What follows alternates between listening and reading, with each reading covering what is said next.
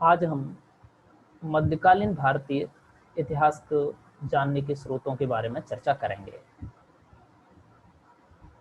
हमारे पास मध्यकालीन भारतीय इतिहास को जानने के पर्याप्त स्रोत हैं। मध्यकालीन शासक अपने यहाँ इतिहासकारों को आश्रय दिया करते थे, जिन्होंने शासकों व उनकी विजय अभियानों का वर्णन किया है। लेकिन हम ये देखेंगे कि जब हम लिखित साहित्य की बात कर रहे हैं, जिनमें अरबी और फारसी भाषा का साहित्य प्रमुखता से मिलता है और साथ में हिंदी भाषा का भी हमें साहित्य मिलता है, डिंगल और पिंगल भाषा का भी साहित्य हमें मिलता है। लेकिन जहां हम बात कर रहे हैं कि मध्यकालीन भारतीय इतिहास को जानने के स्रोतों की, तो वहाँ क्या है कि सल्तनत काल की अपेक्षा, सल्तनत पीरियड की अपेक्षा मुगल काल का साहित्य हमें ज़्यादा उपलब्ध होता है। सल्तनत काल के जो भी स्रोत हैं या वो मुगल काल के साहित्यिक स्रोत हैं, वो ज़्यादातर अरबी और फारसी भाषा में लिखे गए हैं। उसकी एक वजह भी है कि उस समय राजकाज की जो भाषा हुआ करती थी वो फारसी थी। मुगल काल में मुगलों की जो राजकाज की जो भाषा थी तो फारसी में थी। तो जितना भी जो राजकाज का दैनिक विवरण होता था, कोई मुगल बादशाह किसी शासक से, राजा से जो पत्र व्यवहार कर रहा है, तो वो फारसी भाषा में वो उनको लिखा जाता था, लिपिबद्ध है। तो ये जो हमारे पास साहित्य है, मध्यकालीन भारतीय इतिहास को जानने के जो स्रोत हैं वो अरबी और फारसी भाषा में लिखे गए हैं, और मुगल काल के ज़्यादातर जो स्रोत हैं वो फारसी में ही हैं। उस समय के जो इतिहासकार थे वो ज़्यादातर सुल्तानों, बादशाहों की राजनीतिक और सैनिक गतिविधियों की ही जानकारी देते थे, और इनसे हमें तत्कालीन समय की सामाजिक, आर्थिक, धार्मिक, शैक्षणिक आदि स्थितियों की जानकारी कम ही मिल पाती है। इसके लिए हमें समकालीन साहित्यिक स्रोतों और तत्कालीन समय में आए हुए, भारत में जो आए हुए विदेशी यात्री थे, उनके विवरणों का हमें सहारा लेना पड़ता है। तो इसी क्रम में मुगलकालीन जो साहित्यिक जो हमारे ग्रंथ हैं, उनमें आज हम बात करते हैं हिंदी के कुछ साहित्यिक ग्रंथों की, जिनमें है राजतरंगिणी। राजतरंगिणी एक कल्हड़ द्वारा लिखा हुआ संस्कृत भाषा का एक बहुत ही महत्वपूर्ण ग्रंथ है। सबसे महत्वपूर्ण बात यह है कि भी राजतरंगिणी को हम ऐतिहासिक ग्रंथों की श्रेणी में भी रखते हैं। क्यों रखते हैं? इसकी वजह क्या है कि इसमें जो तिथि क्रम का एक उल्लेख किया गया है, उसके आधार पर राजतरंगिणी को ऐतिहासिक ग्रंथों की श्रेणी में रखा गया है। राजतरंगिणी 1148 ईस्वी से लेकर के और 1150 ईस्वी के मध्य लिखा गया। कल्हड़ ने, जो संस्कृत भाषा के एक बहुत बड़े विद्वान थे, उसमें महाभारत काल से लेकर के और लगभग 1150 ईस्वी तक के कश्मीर के प्रत्येक शासक काल की घटनाओं का क्रमानुसार वर्णन किया है। मैंने अभी चर्चा भी की थी कि ये एक ऐतिहासिक ग्रंथ है, क्योंकि इसमें तिथियों का, कालक्रम का सही वर्णन है। जैसा कि इसके नाम से विदित है, राजतरंगिणी, तो तरंगिणी का अर्थ यहाँ क्या है? तरंग से है। जैसे आपने रामचरितमानस को पढ़ा होगा, देखा होगा, तो उसमें कांड मिलते हैं, बालकांड, अयोध्या कांड, उत्तरकांड,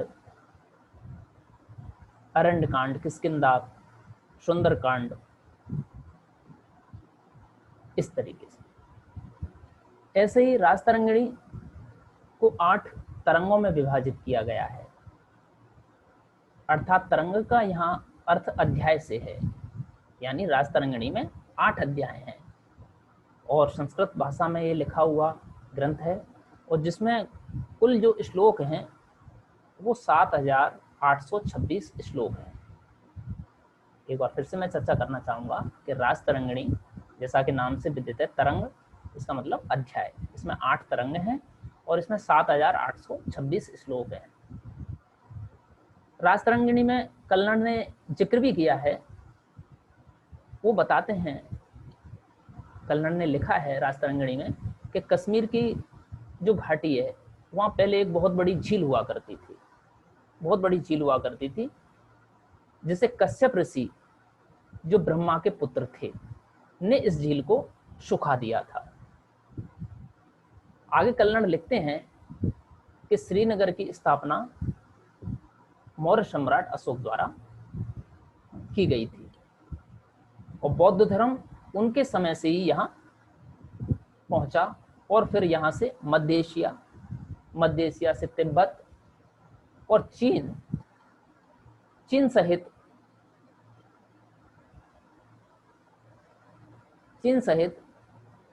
कई क्षेत्रों में ये फैल गया। कल्हण ने वर्णन किया है राजतरंगिणी में कि हूण शासक तोरमाण और मेहरकुल के शासन काल का भी उन्होंने जिक्र किया है, परंतु वह यह स्पष्ट नहीं करते हैं कि वे हूण थे।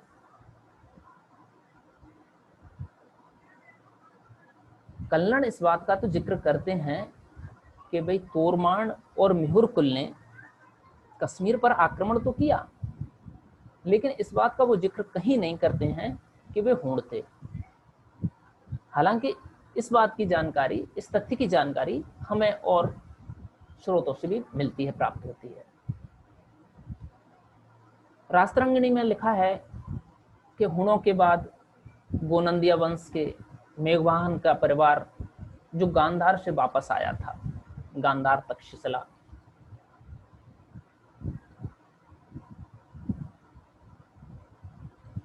उनकी कुछ पीढ़ियों ने यहाँ कश्मीर पर शासन किया। इसके बाद कारकोट वंश के शासक का उल्लेख मिलता है, जिसमें दुर्लभ वर्मन, ललितादित्य शासकों ने अपने साम्राज्य को पश्चिमी भारत और मध्य एशिया तक फैला दिया।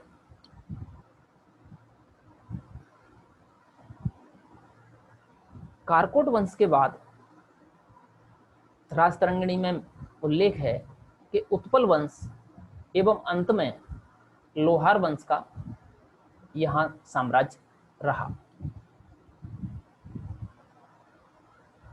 जिस समय मुसलमान आक्रांताओं के आक्रमण हुए लगभग 712 ईस्वी के आसपास,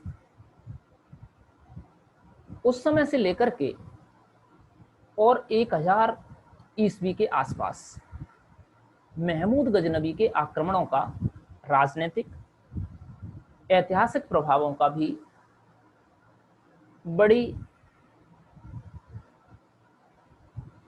सुंदरता के साथ में कल्हण ने वर्णन किया है। कल्हण ने राजा हर्ष के उत्थान और पतन का भी बड़ी महत्वपूर्ण तरीके से उल्लेख किया है। इसी क्रम में अब हम चर्चा करते हैं रामचरित की। रामचरित, इसके लेखक रचनाकार संध्याकार नंदी हैं। हम कभी कभी थोड़ा सा हमें भ्रम हो जाता है कि रामचरित वो मानस है, रामचरित मानस, जिसके रचनाकार लेखक तुलसीदास हैं। ये रामचरित है, थोड़ा सा इसमें अंतर देखने को मिलेगा। अक्सर हम लोग कभी कभी प्रश्न बात होती है, चर्चा होती है कि रामचरित के लेखक कौन हैं, तो हमारे मुंह से यकायक निकलता है कि भाई रामचरित के लेखक तुलसीदास हैं, जबकि ऐसा नहीं है। रामचरितमानस के लेखक तुलसीदास हैं। तो इसके लेखक संध्याकार नंदी हैं और ये संस्कृत भाषा में लिखा हुआ एक बहुत ही महत्वपूर्ण ग्रंथ है।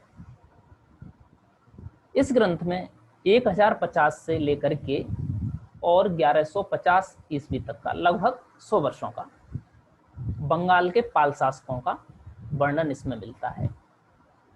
उनके राजनीतिक घटनाक्रम, उनका ऐतिहासिक, उनकी सैनिक विजय, उनके आक्रमण, उनकी सफलताएं, सारी बातों का लगभग 100 वर्ष का संध्याकार नंदी ने रामचरितमानस में उल्लेख किया है। और इस जो पुस्तक है रामचरित, इसमें जो तत्कालीन बंगाल का शासक है रामपाल, तो उसमें उसके चरित्र को वर्णन किया है, उसके चरित्र का उल्लेख किया है, उसकी चारित्रिक विशेषताओं का भी विशेष तरीके से उल्लेख किया है। और उसी के आधार पर अपने ग्रंथ का नाम नंद्याकार संधि ने रामचरित्र रखा था। और इसमें जो बंगाल का शासक है उस समय का रामपाल, उसकी बहुत ही मुक्त कंठ से प्रशंसा भी की है। तो हम ये देखेंगे कि मध्यकालीन भारतीय इतिहास को जानने का जो कि रामचरित एक बहुत ही महत्वपूर्ण ग्रंथ है। इसी क्रम में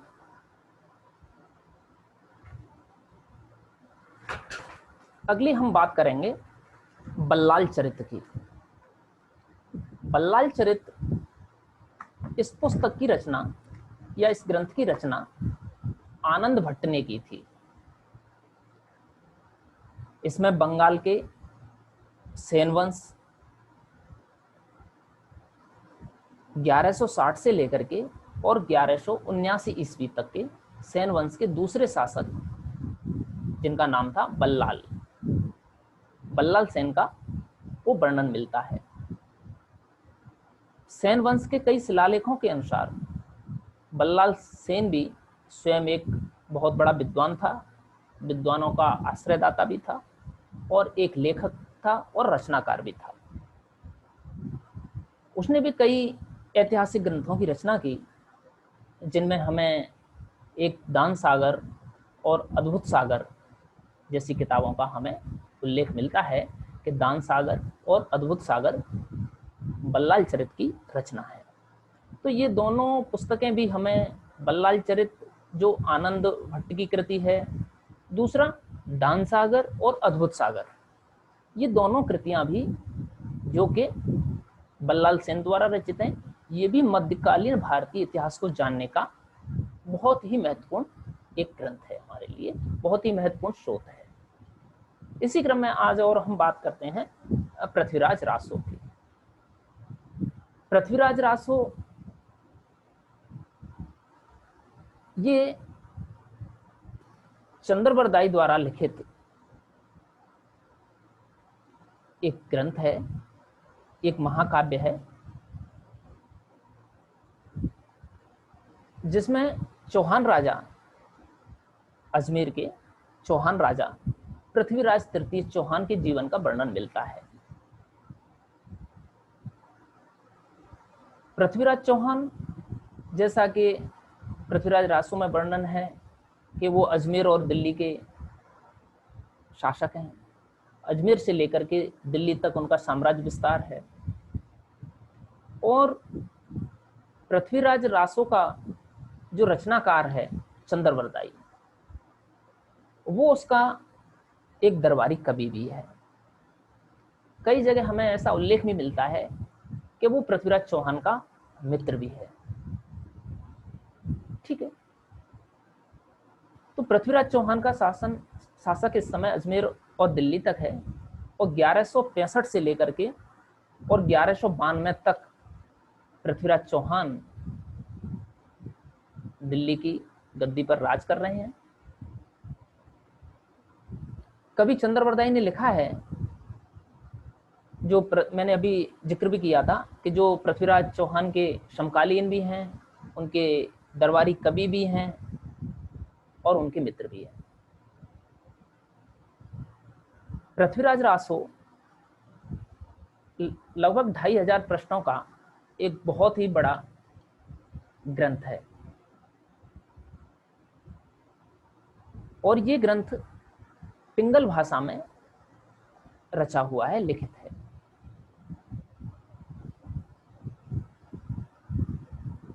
पृथ्वीराज रासो का जो अंतिम भाग है वो पृथ्वीराज के पुत्र जलनर ने पूरा किया था। ऐसा हमें उल्लेख मिलता है इतिहास की किताबों में कि जब मोहम्मद गौरी इसको गजनी ले जाते हैं पकड़ करके पृथ्वीराज चौहान कर, और वहाँ उन दोनों की, पृथ्वीराज चौहान की और उसका जो दरबारी कवि है चंद्रबरदाई, उन दोनों की हत्या हो जाती है। इसमें और भी कई बातें हैं कि शब्द भेदी बाण द्वारा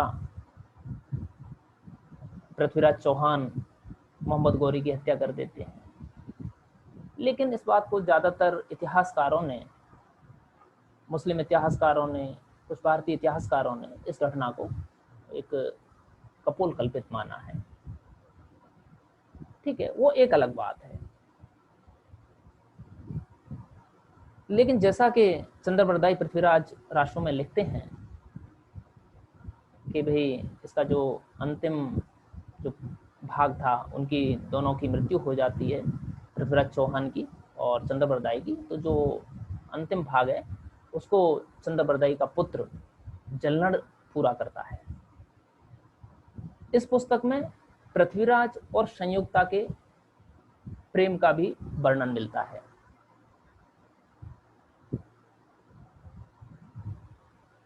ये कहानी आपने सुनी होगी, संयुक्ता कन्नौज के राजा जयचंद की पुत्री थी, उससे पृथ्वीराज चौहान को प्रेम हुआ और फिर उन दोनों की शत्रुता हो गई। वो एक अलग कहानी है, हमें उसका यहाँ जिक्र नहीं करना है। हमें ये चर्चा करनी है कि भाई पृथ्वीराज रासो एक ऐतिहासिक ग्रंथ है और वो मध्यकालीन भारतीय इतिहास को जानने का बहुत ही महत्वपूर्ण स्रोत है। तो इस पुस्तक में पृथ्वीराज और संयुक्ता के प्रेम और शहाबुद्दीन गौरी के द्वारा, शहाबुद्दीन मोहम्मद गौरी के द्वारा पृथ्वीराज चौहान को बंदी बनाकर गजनी ले जाने का, और उसके शब्द भेदी बाण द्वारा मोहम्मद गौरी को मारने का उल्लेख भी ऐसा मिलता है। हालांकि मैंने अभी चर्चा किया था कि ये कहानी है जो अधिकतर इतिहासकारों ने इसको कपोल कल्पित भी माना है। हालांकि पृथ्वीराज रासो एक वीर रस का हिंदी का बहुत ही महत्वपूर्ण एक ग्रंथ है, और ये हिंदी का एक प्रथम महाकाव्य की श्रेणी में भी इसको रखा जाता है, और ये पिंगल भाषा का जो ग्रंथ है और जो कालांतर में चल के ब्रज भाषा के रूप में विकसित हो जाता है। तो आज के लिए इतना काफ़ी। धन्यवाद।